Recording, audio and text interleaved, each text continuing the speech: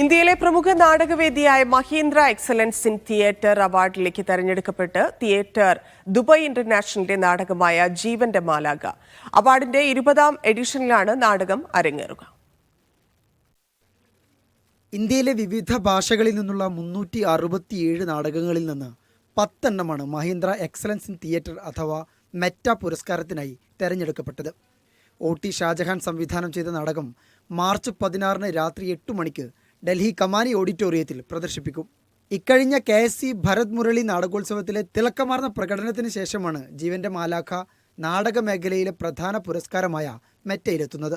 മികച്ച നാടകം, സംവിധായകൻ, രംഗസജ്ജീകരണം തുടങ്ങി 10 വിഭാഗങ്ങളിലേക്കാണ് നാടകത്തിന് നാമനിർദ്ദേശം ലഭിച്ചത്. ഭരത് മുരളി നാടകോത്സവത്തിൽ 6 പുരസ്കാരങ്ങളാണ് നാടകം സ്വന്തമാക്കിയിരുന്നത്. ഫെബ്രുവരി 1 ദുബായ് മംസാറിലെ ഫോക്ലോർ സൊസൈറ്റി തിയേറ്ററിൽ നാടകം അവതരിപ്പിക്കപ്പെട്ടിരുന്നു. Media 1 Dubai.